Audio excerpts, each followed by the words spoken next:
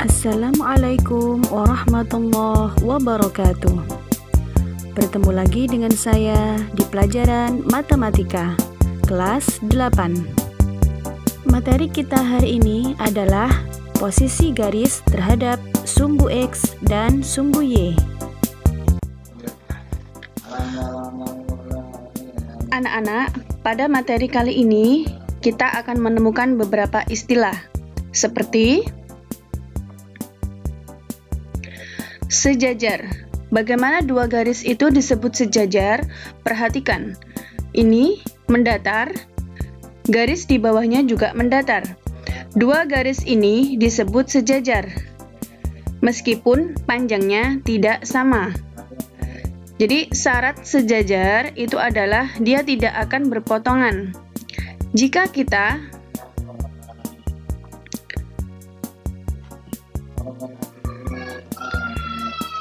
kita melanjutkan garis ini terus, maka dua garis ini tidak akan bertemu dan tidak akan berpotongan, ya. Juga bisa contoh dua garis sejajar seperti yang di bawahnya ini.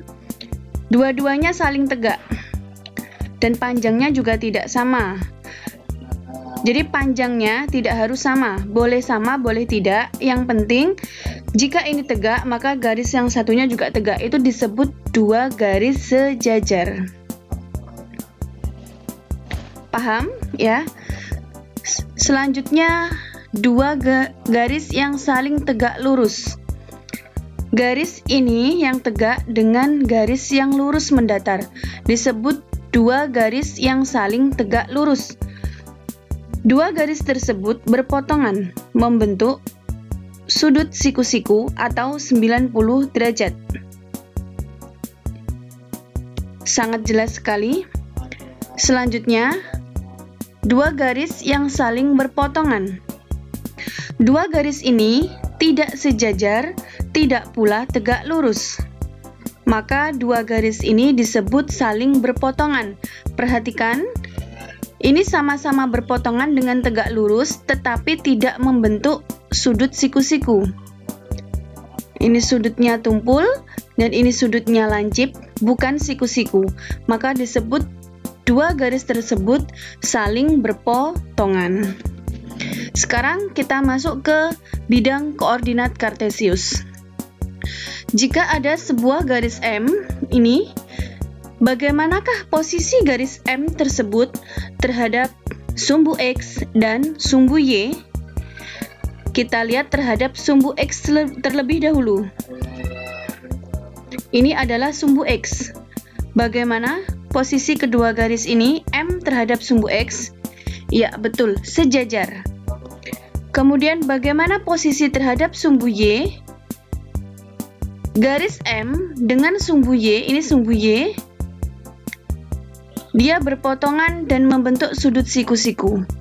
Sehingga M dengan Y bisa disebut tegak lurus.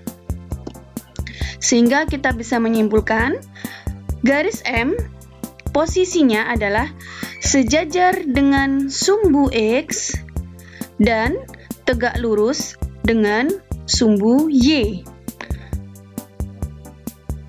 Paham? Oke. Selanjutnya, jika ada garis K, di sini saya namai sebuah garis yaitu K.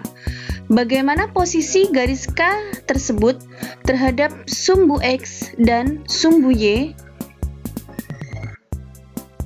Terhadap sumbu X, perhatikan. Terhadap sumbu Y dulu ya. Ya, sama-sama tegak. Jika terhadap sumbu Y, maka disebut sejajar, betul. Terhadap sumbu X, ya, tegak lurus karena membentuk siku-siku. Sehingga kita bisa menyimpulkan garis K sejajar dengan sumbu Y dan tegak lurus dengan sumbu X. Contoh yang ketiga, garis N.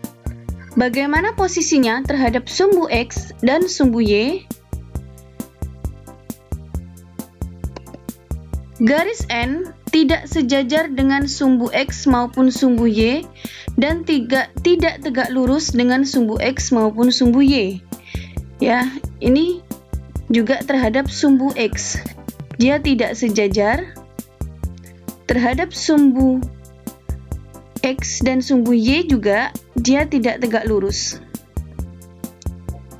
Maka garis N berpotongan dengan sumbu X dan sumbu Y, memotong di sini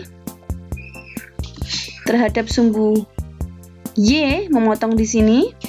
Ini titik potongnya. Terhadap sumbu X, memotong di sini.